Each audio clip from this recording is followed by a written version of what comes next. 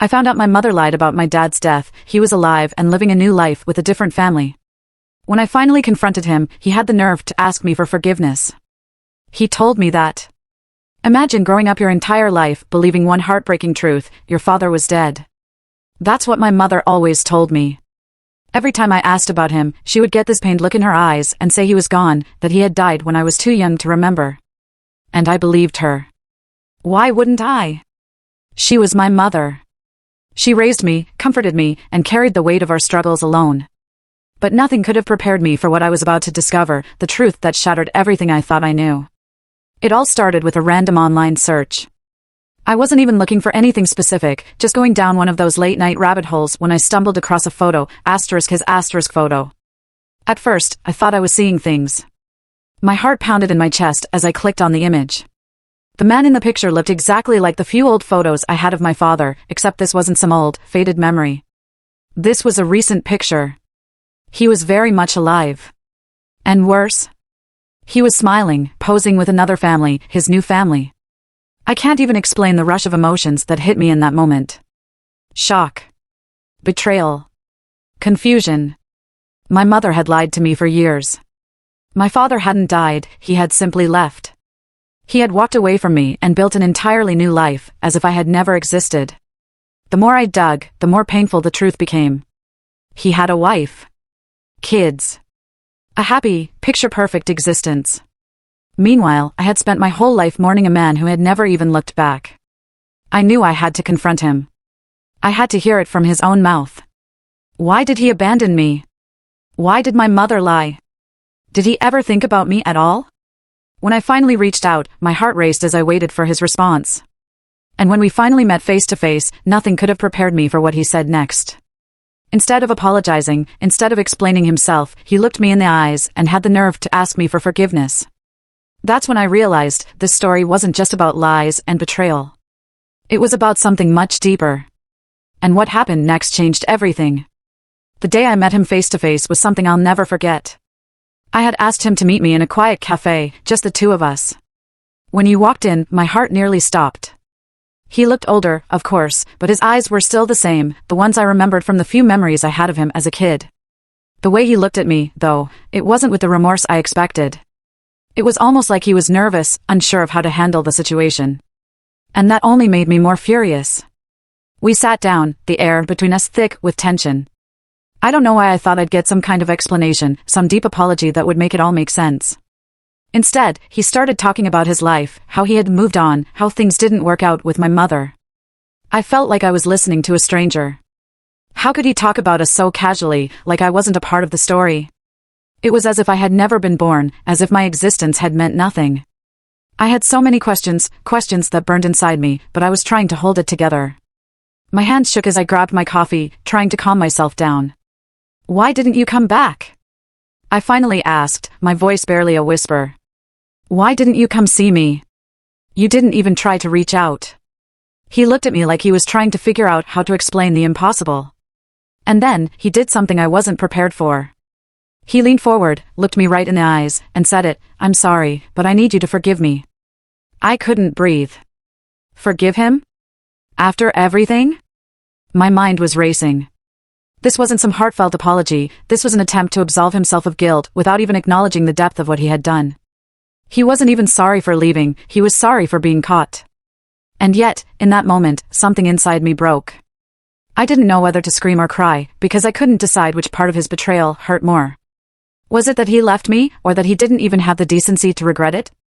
I had a million things I wanted to say, but I couldn't find the words. And just when I thought I couldn't take it anymore, he said something that completely threw me off. He said, I thought I could come back into your life, if you'd let me. Let him back in? After everything? My stomach twisted as the weight of his words sank in. Did he really think this was something I could forgive just like that? I didn't know what to do. What was I supposed to say? The air between us grew thick with silence after his confession. My mind was a chaotic mess, and I could barely process what had just happened. How could he think I could just let him back in? What kind of person did he think I was? For years, I had grown up with the idea that I had lost both my parents. My mother had done her best, but there was always a piece missing, **piece. And now he was here, asking me for forgiveness, like I was supposed to forget everything, like I was supposed to just welcome him into my life again after all this time. I tried to focus, to keep my emotions in check, but the more I thought about it, the angrier I became. What about my mother? Why hadn't she ever told me the truth? Had she been protecting him? Or had she been protecting herself? I had so many questions, but none of them seemed to matter in that moment. What was more pressing was the fact that he had moved on, built a new life, while I was left behind to pick up the pieces. As I sat there, his face blurred in my vision, I began to replay memories from my childhood. The holidays without him. The school plays where I had to look out into the crowd and see other kids with their dads, while I had no one. I never had a chance to know him, to ask the questions I needed to ask. And now, suddenly, he was here, asking for forgiveness. The urge to stand up and walk away was strong. I had been surviving without him for so long, and I didn't need him now. But then he said something that froze me in place. He told me about how he had watched me grow from afar, how he knew I had struggled, but he never reached out because he thought I was better off without him. He said he cared, that he regretted everything, but he didn't think he deserved a second chance. And then, the part that made my stomach churn, I thought about you every day. I never stopped thinking about you. But I was scared. I was afraid you'd hate me if you knew the truth. That's when it hit me. He wasn't even being honest with himself.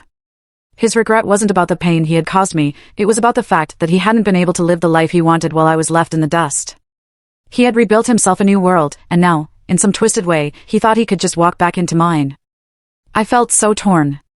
There was a part of me that still wanted answers, still wanted the chance to confront him about everything, the lies, the abandonment, the years I lost. But another part of me, the part that had learned to live without him, didn't know if I could open that door again. Could I trust him? Could I even trust my own feelings at this point? Just then, he did something unexpected. He reached into his jacket pocket and pulled out a letter he said he had written for me years ago but never sent. I wanted you to have this, no matter what you decide, he said quietly. The letter was thick, as though it had been carried around for a long time, tucked away, never opened. I couldn't bring myself to take it. I wasn't ready. Not yet. The tension in the room was unbearable as we sat in silence, both of us staring at the letter between us. Part of me wanted to rip it open right there and read it, to see if it contained any kind of apology that would make everything make sense. But another part of me was terrified of what it might say, terrified that it might make me want him back in my life when I wasn't sure I could ever trust him again. The silence dragged on, and as he stood to leave, he said, I know I don't deserve your forgiveness. But I hope, someday, you'll be able to understand. With that, he turned and walked out of the cafe, leaving me alone with my thoughts, and that damn letter. I stared at it for what felt like hours. I couldn't stop staring at the letter. It sat there, mocking me in its silence. My hands were trembling as I ran my fingers over the edges, the paper worn and creased like it had been handled over and over again, yet never opened. My mind raced. What could it possibly say that would change everything? I had spent my entire life haunted by the idea of my father being gone. Could this letter, this one piece of paper, explain everything? Or would it just confirm that I had been lied to for years, just like I feared? I picked it up. My heart pounded as I turned the envelope over in my hands. The weight of it felt suffocating. Part of me wanted to just tear it open, to get it over with, but I couldn't. What if reading it made everything worse? What if it opened a wound I couldn't heal? But the longer I sat there, the more I realized there was no escaping it. This letter was the key to understanding everything. I had to know the truth, even if it meant facing the worst possible reality. I ripped open the envelope, my hands shaking more than ever. The letter inside was written in a familiar handwriting, the same handwriting I remembered from childhood letters he had sent before he disappeared. I began to read, the words blurring as my eyes filled with tears I hadn't expected. He started by acknowledging how he had failed me, how he had made the choice to leave because he couldn't handle the responsibility of being a father. He wrote about how, when things got tough with my mom, he had convinced himself that he was better off leaving, that I would be better off without him. But the more he wrote, the clearer it became that his guilt wasn't just about leaving, it was about the years he had lost, the years I had lived without him. He spoke of regret, yes, but it wasn't enough. He didn't own up to what he had done, not fully. The more I read, the more it felt like an apology without substance. He blamed circumstances, he blamed fear, but never himself entirely. He talked about how he had wanted to come back, how he had wanted to reach out, but had been too afraid to disrupt my life. There was nothing in that letter that told me why he left, why he abandoned me, or why he thought it was okay to rebuild his life with someone else. It was full of excuses, full of self-pity, but there was no real accountability. And then, towards the end, the words hit me like a punch to the gut. I know you'll never forgive me for this, but I hope, somehow, we can start again. I'm here if you ever need me.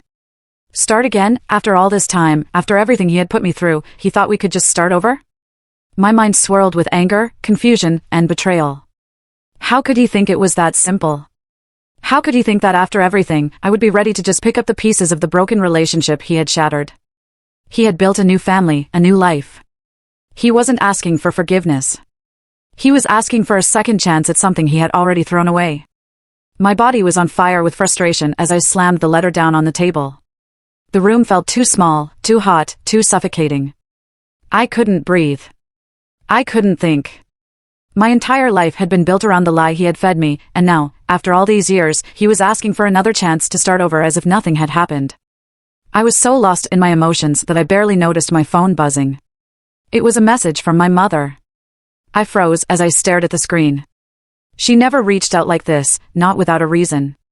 My fingers hovered over the screen, the urge to ignore her overwhelming. But I couldn't. With a deep breath, I opened the message. Asterisk, I know you've probably seen him by now. Please don't make any rash decisions. We need to talk. Asterisk, I stared at her words, feeling the weight of everything crashing down on me. What did she mean by that? Why was she asking me not to make decisions? Was there more to this story? More than what my father had told me? More than the lies I had been living with? I stood up, the letter and phone in my hand, torn between two choices. I needed answers. I needed to know the truth. But where would the truth take me? What was I really ready to hear? And then it hit me, what if I didn't want the truth at all? What if the truth was worse than the lie? As I stood there, phone in hand, the weight of my mother's message felt suffocating. The urgency in her words was unmistakable, but what could she possibly want to say now? She had been silent for so long about my father, never once offering any hint that he was still alive, that he had a new life. Why, after all this time, was she reaching out now? The questions swirled in my mind, but none of the answers felt clear. I hesitated for a moment, then decided to call her back. The phone rang several times before she picked up, and when she did, her voice was shaky, not the calm, collected tone I was used to hearing from her. Are you okay? She asked, the panic in her voice instantly making my heart race. I don't know, Mom. I don't know what to believe anymore, I said, my voice trembling. I saw Dad's picture online. I know he's alive. And now you're telling me not to make any decisions? There was a long pause, like she was gathering her thoughts, but I could hear the heaviness in her breath. When she finally spoke, her voice was lower, almost a whisper. There's something I've never told you, something I've kept hidden for years.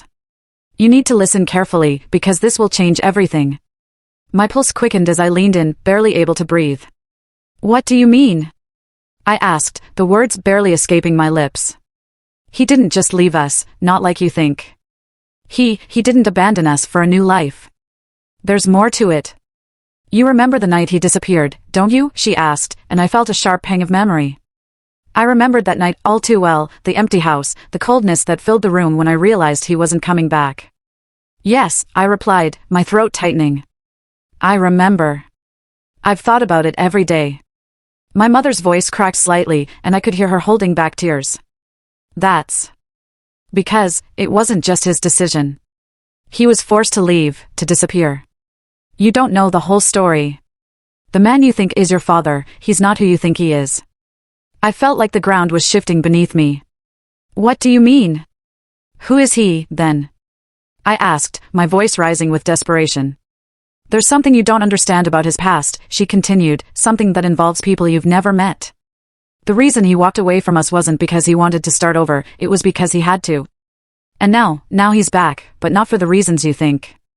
There's something much darker at play here, and you're in danger. Danger? My mind was spinning. What was she talking about? What are you saying, Mom? What do you mean by danger? She sighed deeply, and for a moment, I thought she might hang up, but she didn't. Instead, she said, I'll tell you everything, but not over the phone. Meet me at the old house tomorrow. I'll explain. But you need to be careful. There are people who won't want you to know the truth. The line went dead before I could say anything more. I stared at the phone, heart pounding, feeling like I had just been thrust into something far bigger than I could have ever imagined. What was my mother hiding? Why did she think I was in danger? And why had she waited so long to tell me the truth? The pieces were starting to fall into place, but they didn't fit together the way I expected. Everything was more complicated than I could have ever imagined. My father wasn't just a man who walked away from his family. He was a man with a past, and that past was tied to something dark, something that involved more than just a broken family. I didn't know what to expect when I went to the old house the next day, but one thing was certain, I wasn't ready for what my mother was about to reveal. The truth was no longer just a question of my father's betrayal. It was a question of my own safety, and I had no idea how deep this rabbit hole went. The next day, I could barely sit still. My mind raced with thoughts of what my mother might reveal, but every time I tried to picture the truth, it felt like it was slipping through my fingers. The old house felt just as I remembered it, empty, quiet, full of ghosts. I pulled up outside, the weight of the situation pressing down on me. The chill in the air seemed to match the unease settling in my chest. When I stepped inside, my mother was sitting at the kitchen table, her face pale and drawn. She looked older, smaller, like someone who had carried a burden for far too long. She motioned for me to sit, but I hesitated. I wanted to demand answers, but I could see in her eyes that she wasn't ready to spill everything just yet. "I'm so sorry," she started, her voice shaking. "I should have told you years ago, but I couldn't. I thought I was protecting you." "Protecting me from what?" I demanded. "From him? From the truth? What is all of this, Mom? What aren't you telling me?" She closed her eyes, taking a deep breath before she spoke again. "Your father didn't just leave us. He didn't have a choice. He was forced into hiding. There are things he's involved in, things he couldn't escape. The people he worked for, they were dangerous. That's why he disappeared. That's why I had to lie to you. I thought if you never knew, you'd be safe." My mind was spinning. What are you talking about? Who are these people? And why didn't you tell me? Why are you telling me now? She looked at me, eyes brimming with tears. "Because they found him. And now they're looking for you." I froze. "What? What do you mean?" "The man you saw, your father, the one who came back asking for forgiveness, he's not the same person. He's in too deep. He thought he could protect you from this life, but they're coming for you now. They know you're his daughter. They think you know things you don't." My heart pounded as the weight of her words sank in. This wasn't just about a broken family. This was about something far bigger, something darker. My father wasn't just a man who abandoned me, he was a man caught up in a world I couldn't even begin to understand. And now, I was caught in the middle of it. But before I could process what my mother was saying, the sound of footsteps echoed from the hallway. My mother's face drained of color, and she shot to her feet, her hand reaching out to stop me from moving. "You need to leave. Now." I turned just as the door swung open. There, standing in the doorway, was a man I had never seen before. He was tall, his features sharp, his eyes cold. I could feel the air shift, the danger rising like a thick fog. My heart skipped a beat as he stepped inside, his gaze locking onto me. "Is she the one?" the man asked, his voice low and menacing. My mother took a shaky step forward, blocking me from his view.